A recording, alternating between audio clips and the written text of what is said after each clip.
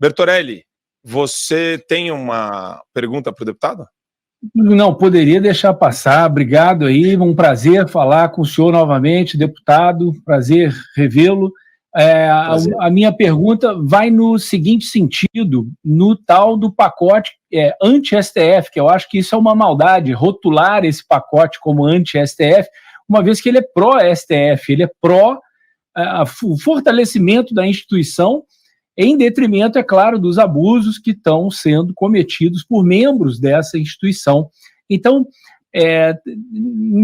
nesse quesito aí, eu gostaria de tocar no nome das pessoas que poderiam, por exemplo, colocar em pauta o impeachment do Alexandre de Moraes e o nome do Davi Alcolumbre, que surge de novo no cenário aí. O que o senhor tem a dizer para a nossa audiência sobre isso? Tem futuro, não tem futuro? Como é que estão as coisas desenhadas assim? Porque os abusos do STF, em última instância, é o que eu acho que deveria ser combatido, porque não adianta. Por exemplo, o Adriles fizer uma coisa absolutamente sensacional, ou a Duda, dentro das possibilidades deles, eles lá no STF, algum outro partido vai impetrar alguma coisa maluca, alguma petição maluca para tirar o mandato deles, igual já aconteceu em outros casos aí, e eles vão dar uma canetada e chancelar e acabou. Então, esse liquidificador, vamos bater isso tudo no liquidificador aí, como é que fica essa situação na sua visão? De impeachment de Alexandre de Moraes, de Davi Alcolumbre de novo no cenário e por aí, como é que fica? Muito bem, a pergunta é extremamente pertinente. Com relação à questão de mudanças nesses projetos, eu espero que o Congresso tenha sucesso. O Congresso tenha sucesso em defender o que foi já constitucionalmente estabelecido. Lembrando que a maioria das duas PECs, a PEC 8, que acaba com as decisões monocráticas, e a PEC 28, que cria um freio ao ativismo judicial, ainda mantendo a separação de poderes, são duas PECs constitucionais, têm que ser debatidas e são fundamentais para que a gente limite a ditadura do STF. Isso é fundamental, esse debate aí. E que isso logre sucesso e pelas mãos do Congresso, né? Tem outras medidas punitivas que incorporam a questão de impeachment e uma série de coisas de ministro quando ele viola não só a Constituição, mas o regimento, mas extrapola, exorbita ali das suas funções. Então essas medidas também são importantes também de passarem, e o Congresso é o soberano para fazer passar isso. Agora, temos um problema constitucional gravíssimo, gravíssimo. A Constituição do Brasil ela é mal escrita. Então, veja o seguinte, se por um lado, qualquer medida, qualquer emenda constitucional, ela tem que obedecer aqueles 4 critérios de inconstitucionalidade para ser debatido. Caso contrário, não pode ser debatida. É que o voto universal, o sistema federativo, a questão de manter a separação de poderes e as liberdades individuais. Muito bem. Então, esses são os 4 quesitos que, não violando isso, qualquer debate é constitucional. Muito bem.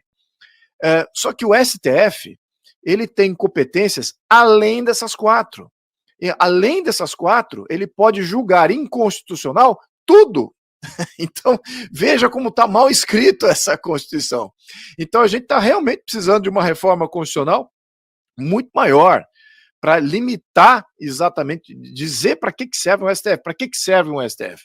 É para fazer como se fosse uma corte constitucional, mas não como um legislador, não como um executor, não como um enquadrador de toda a República. Isso que está acontecendo, né? Então, em 88, tenho certeza que a maioria dos constituintes não queriam transformar o judiciário em poder ditatorial. E é exatamente o que temos hoje, é isso. Então temos que reconectar com a Constituição de 88 ou fazer uma nova Constituição, tá? Deixar isso bem claro. Movimentos constitucionalistas já tiveram no passado, tiveram uma abrangência bem popular. É essa popularidade que eu acho que ainda está faltando nesse movimento de agora, porque está patente como está caduca essa Constituição. Então, isso coloca em xeque a questão do impeachment, porque uma vez que o STF pode julgar inconstitucional tudo, qualquer coisa, ele não está limitado às suas observações, ele pode exorbitar tranquilamente, de maneira até constitucional, temos um problema constitucional. Então, se formos seguir o rito do impeachment do ministro Moraes, seja lá qual for, o Toffoli, qualquer outro que venha a se apresentar aí como o inimigo do momento, o próprio STF pode falar assim, olha, eu não julgo constitucional esse pedido de impeachment. Então, veja o problema que a gente está colocando aqui. Eu vou reiterar, temos um problema constitucional, o movimento que seria o movimento certo é um movimento de base para recriar uma Constituição. Lembrando, olha o mapa do Brasil, olha os resultados dessa eleição. Temos uma maioria que não é de esquerda, então temos tudo para conquistar. E o movimento constitucional dentro desse contexto é muito positivo. Falta um pouquinho mais de direcionamento do que? Das pautas e dos objetivos. Mas ele já está com uma base muito interessante de opinião pública mobilizada para fazer isso. Porque, caso contrário, vai ficar nesse joguinho que alguns vão fingir que não estão vendo. Ah, vamos fazer aqui impeachment do Moraes, faz aquela mobilização. Muito bem. E aí o que acontece? Faz até o processo, inicia-se o processo. Aí vem o STF lá e corta a perna de todo mundo. Isso não está certo, não é para ser assim. Então a gente tem que realmente pensar no que está dando esse poder ao STF. E chama-se Constituição de 1988. Esse é o grande culpado de muitos dos sistemas que geram todo esse caos político e esse atraso no Brasil. É essa Constituição do Brasil que é o grande causador disso. Eu entendi, agradeço imensamente a sua explicação. Desculpa, eu só tenho mais uma perguntinha.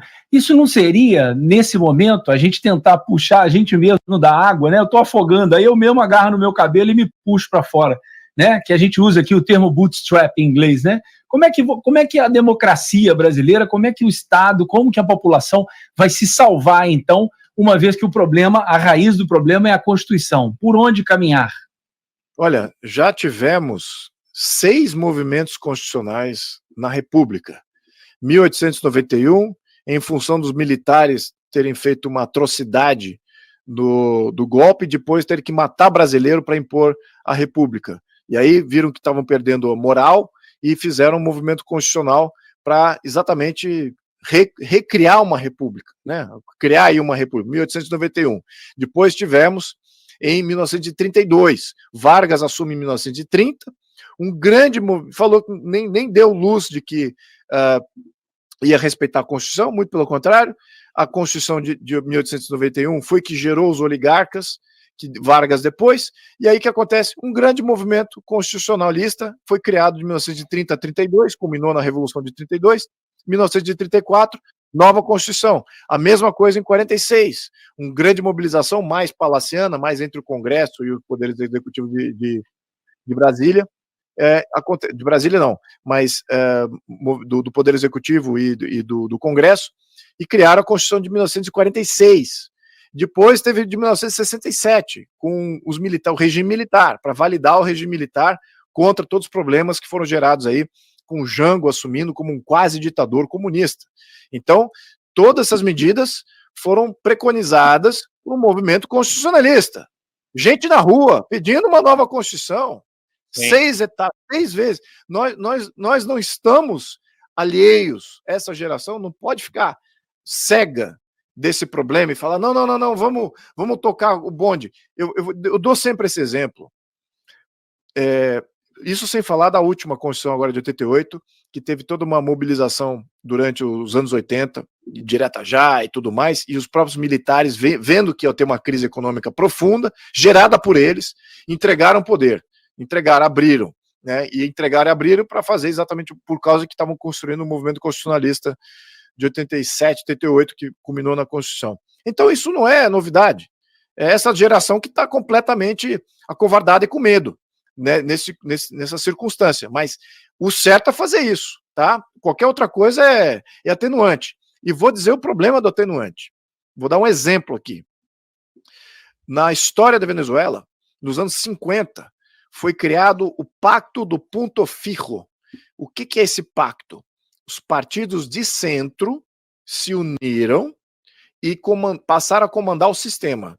Eles só foram cair, estou falando dos anos 50, eles só foram sair do poder em 99 com a eleição do Chávez.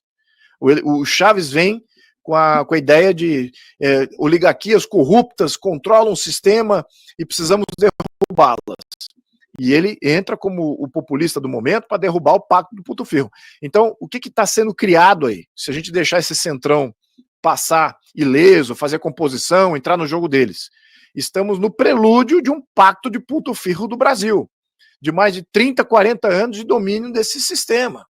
É isso que você tem que perguntar para a população, para todo eleitor, se eles estão acomodados com essa previsão de entregar o poder ao sistema por mais 30, 40 anos. Eles são o substituto da esquerda. Então é isso que eu estou pontuando aqui. Se a gente fizer uma revisão constitucional realmente com apoio franco, com a popularidade franca, como foi feito até no Chile recentemente, por incrível que pareça, só que, obviamente, com a mobilização do sentido contrário, né? Foi mais a esquerda liderando. Então, isso é possível, e nós temos hoje no Brasil uma base coesa de opinião pública, contrária a tudo que a esquerda representou, contrária a todas as premissas que fundaram as instituições e políticas públicas que estão representadas também constitucionalmente e no nosso ordenamento jurídico. Então, temos que qualificar essa mobilização para fazer esse movimento constitucionalista. É isso que eu acho que é o caminho certo. Qualquer coisa é paliativo, qualquer outra coisa é jogo. Vai apoiar o Alcolumbre, você quer, vou fazer o que o Lira disser que vamos seguir. Pelo amor de Deus, eu sou contrário. Dentro desse contexto, eu não posso abraçar essas ações, tá certo? Então a gente tem que buscar ações alternativas. Muito legal. Muito legal ouvir essa aula magna do deputado. Eu só vou dar uma saraivada aqui, a gente não precisa falar sobre todos os tópicos, é só sobre um fechamento.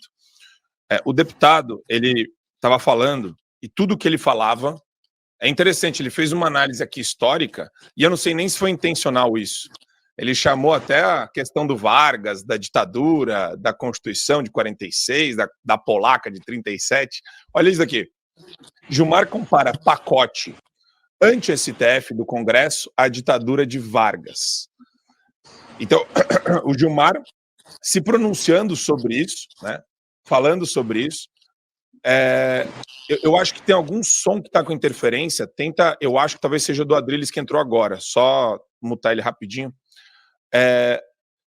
Tem várias coisas, eu só vou colocar que eu fico estarrecido de ver, deputado, como tem gente desonesta aqui, né? Não existe um pacote anti-STF, existe um pacote pró-STF, pró-população brasileira, pró-previsibilidade e segurança jurídica, pró-proteção dos direitos e garantias individuais, contra abuso do Supremo Tribunal Federal.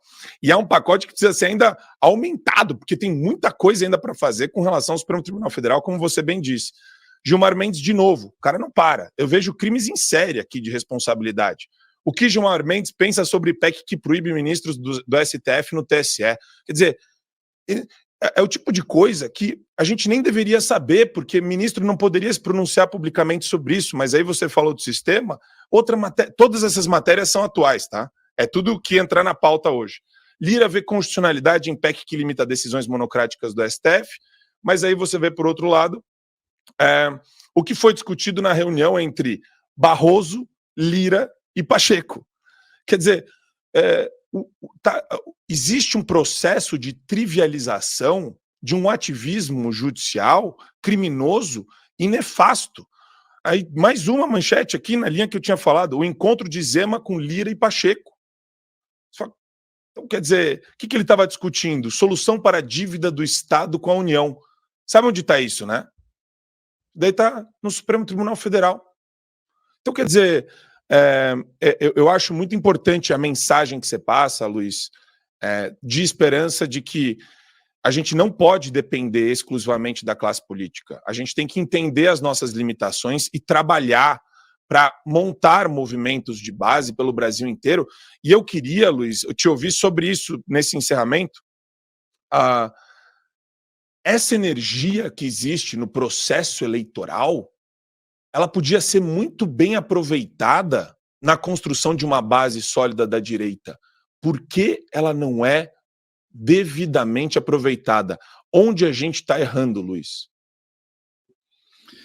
Olha, ainda estamos errando em aceitar o jogo partidário, né? E que o jogo partidário é o que é o grande condutor de resultados supostamente melhores. O que eu discordo em parte, se por um lado o sistema partidário ainda é importante, por outro lado, o que é mais importante é, de fato, a qualificação da mobilização popular. Qualificação, ou seja, dar objetivos, dar pautas para que a população tenha a sua independência de pensamento e independência de ação. Não pode ficar na mão dos políticos eleitos, não pode ficar na mão dos nomeados, não pode ficar na mão de ninguém dentro do Estado. Ninguém. Absolutamente ninguém. Então ela tem que ser completamente livre, idônea na sua formação de ação.